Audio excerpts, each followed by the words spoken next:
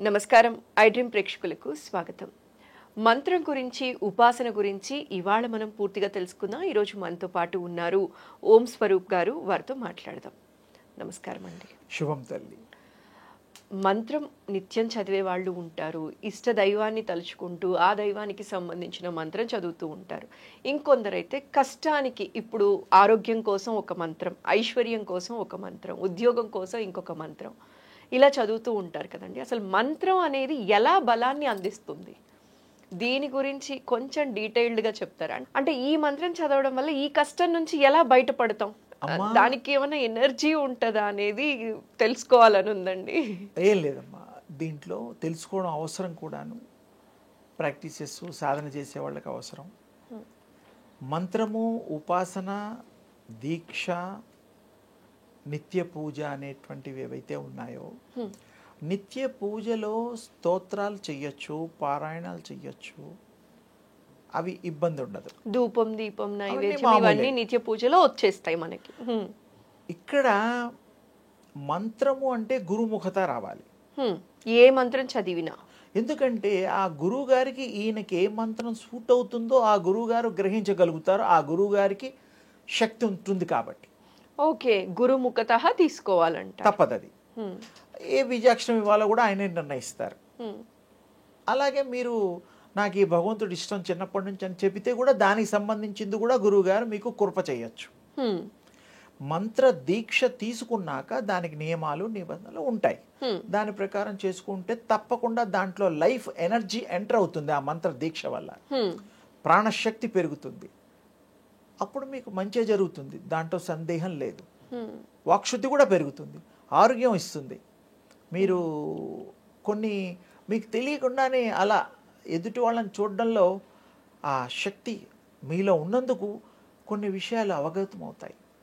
కొన్ని మంచి విషయాలు ఎదుటి వాళ్ళకి చెప్పి ఇలా నడవండి అయ్యా అని చెప్పడానికి కూడా వీలుంటుంది, సలహాలు ఇవ్వగలం. అంత శక్తి కలుగుతుంది. ఆ శక్తి యొక్క మరి ప్రభావము అది బయటికి అనకూడదు. గురువు ముఖత వచ్చినవి కానీ మంత్రాలు, బీజాక్షరాలు బయటికి అనకూడదు. అనేవి కొన్ని ఉంటాయి, వాళ్ళకి వినపడకుండా చదువుతారు. మానసికంగా చదువుకోవాల్సిందే, అనుకోవాల్సిందే. మననేతి మంత్ర, ఎవరైతే మానవులు మననం చేసుకుంటాడో అదే మంత్రంగా మారిపోతుంది. ఇంకోటి ఈ బీజాక్షరాలు ఇవన్నీ కూడాను ఈ బండిరా వరకు సరే గుణింతాలే ఉన్నాయి మనకి.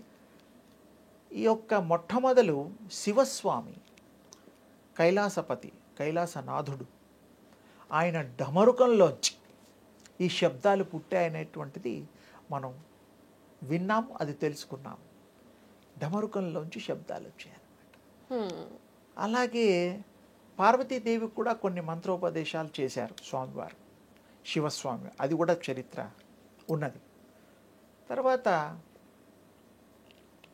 ఈ యొక్క మానవులకి మంచి జరగడం కోసమే ఈ మంత్రశాస్త్రంలో కొన్ని పూజలు, ఇవన్నీ క్రతువులు మనం చేస్తాం.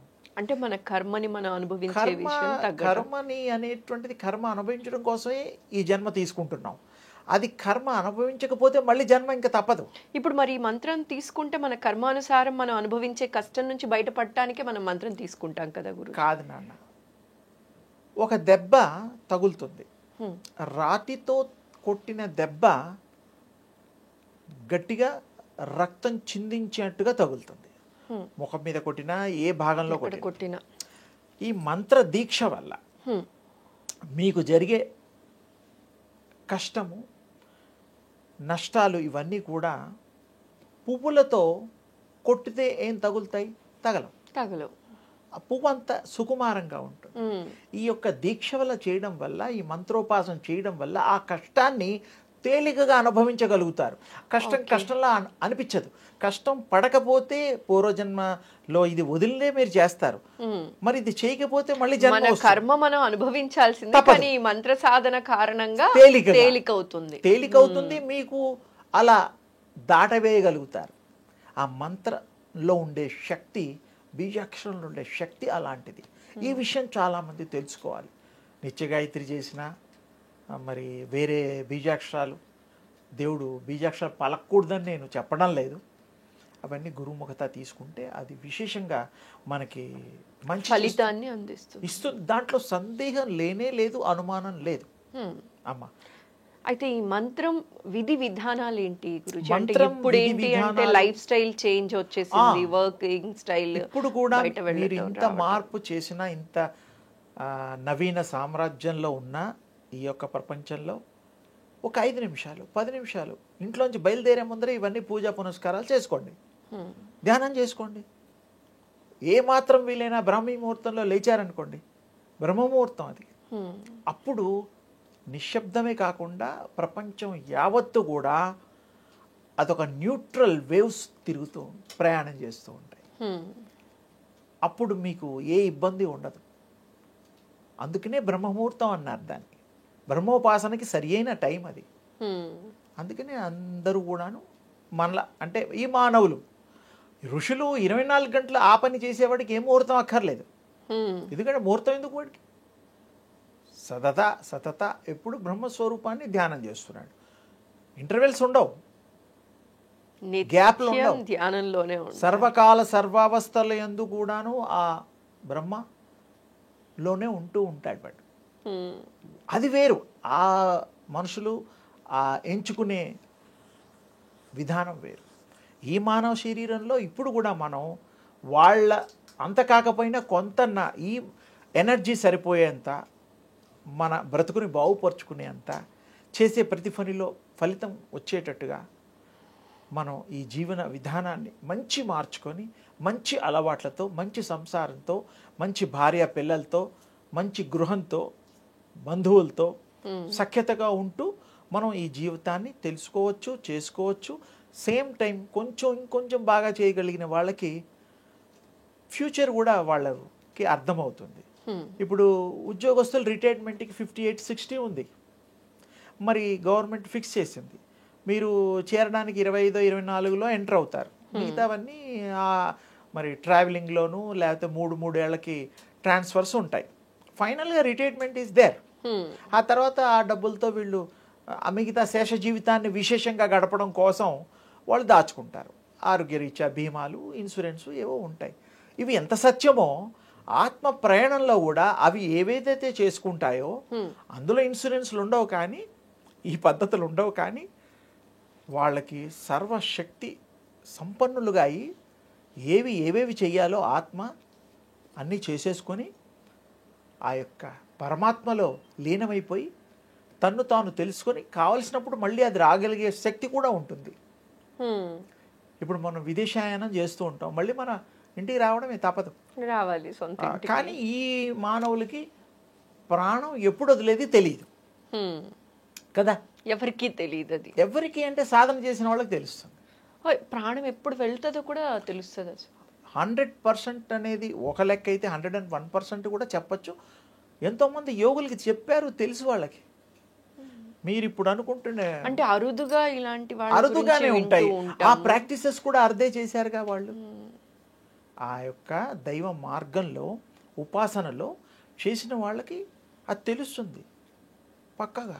వీరబ్రహ్మేంద్ర స్వామికి తెలుసు కదా, మరి మొన్నటివాడే కదా, లక్షల సంవత్సరాలు కాదు, వేల సంవత్సరాలు కాదు. మరి రాఘవేంద్ర స్వామికి తెలుసు కదా, సత్యం అది. అన్నమయ్యకి కూడా తెలుసు కదా, ఉన్నాయి. మరి బాబా గారికి తెలుసు కదా, షిరిడి సాయిబాబా.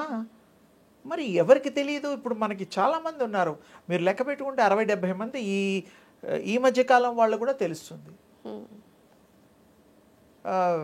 వెంకాంబ అని ఒక అమ్మ ఉంది. తర్వాత సంవత్సరానికి ఒకసారి పెద్ద బాలయోగి, చిన్న బాలయోగి అని, మరి వాళ్ళందరికీ తెలుసు కదా.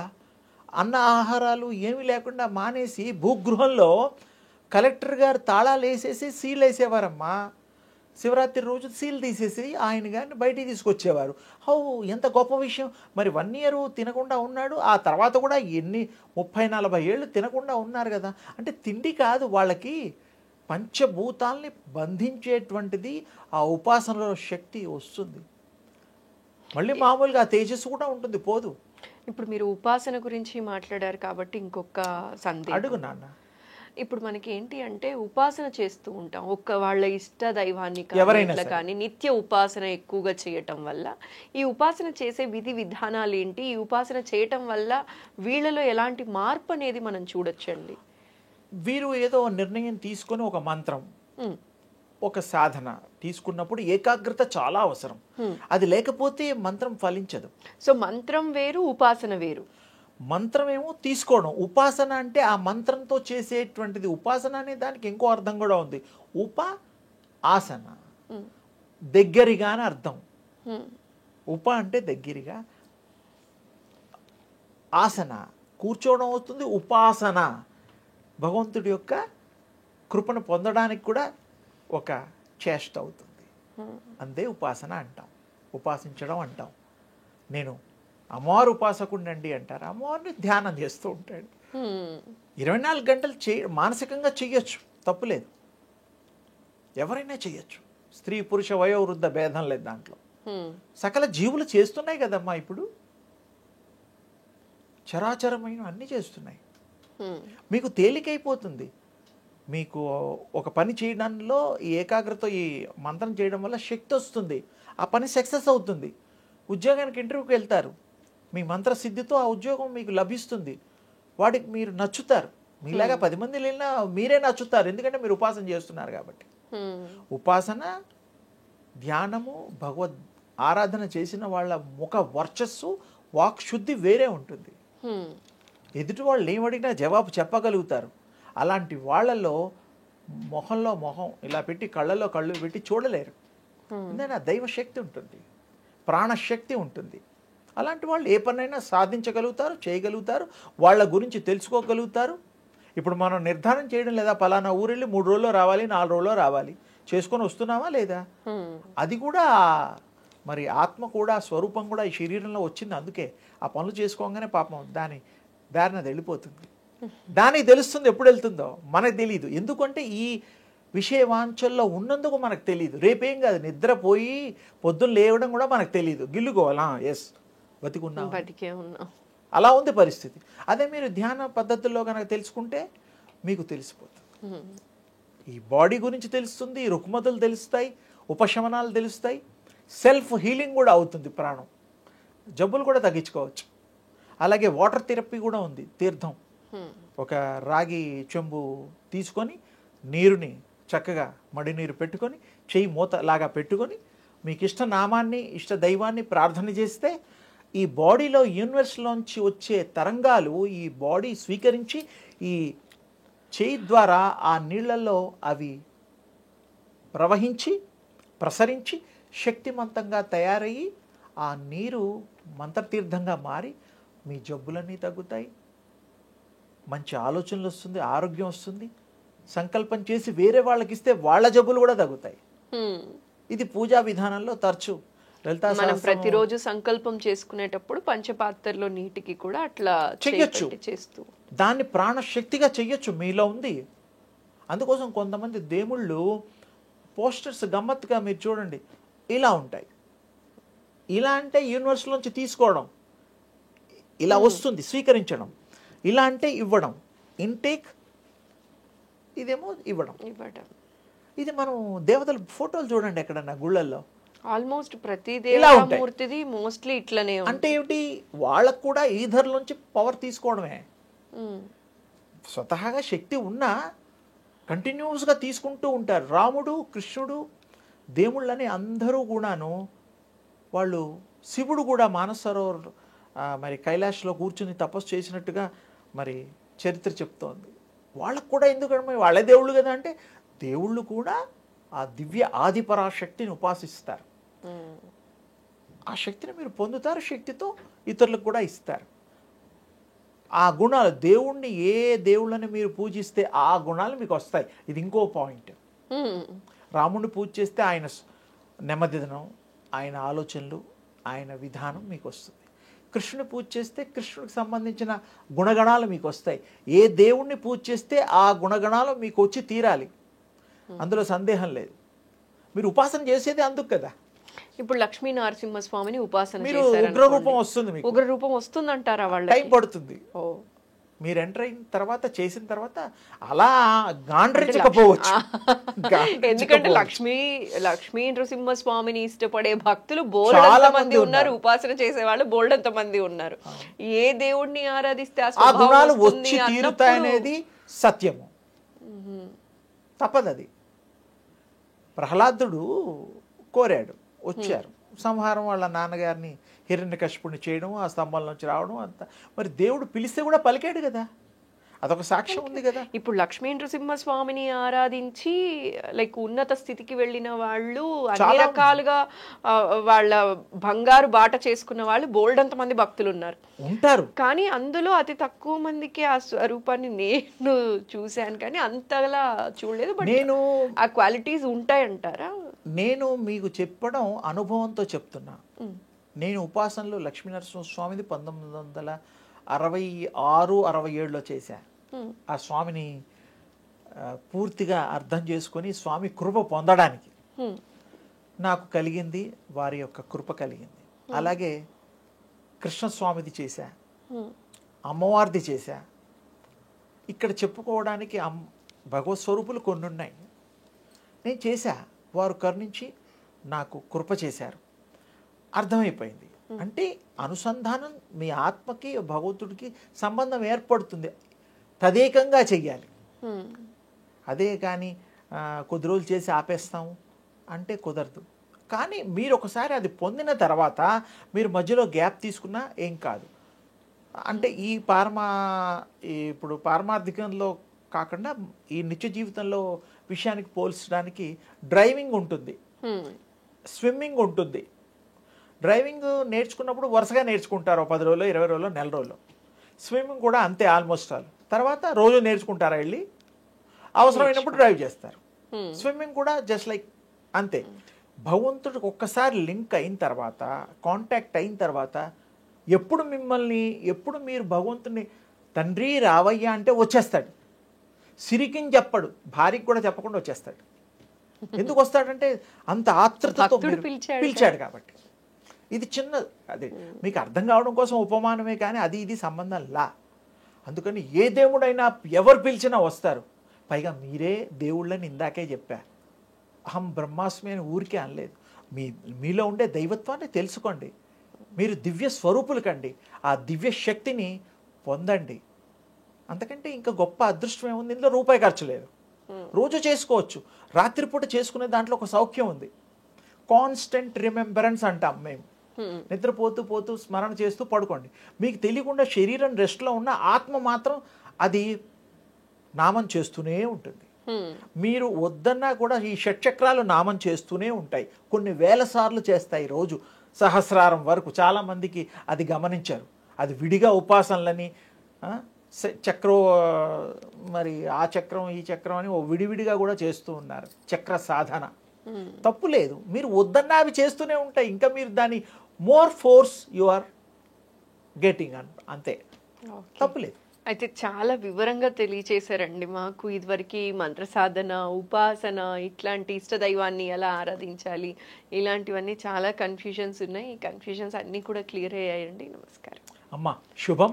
మీతో పాటు దివ్య శక్తి పొందగోరేవారు, పొందినవారు ఆ యొక్క దివ్య అనుభవాన్ని ప్రతి నిమిషము ఎల్లవేళలా వాళ్ళకి అనుగ్రహించాలని ఆ దివ్య ఆదిపరాశక్తి అమ్మవారిని మీ అందరి తరఫున నేను ప్రార్థిస్తున్నాను. శుభం తల్లి.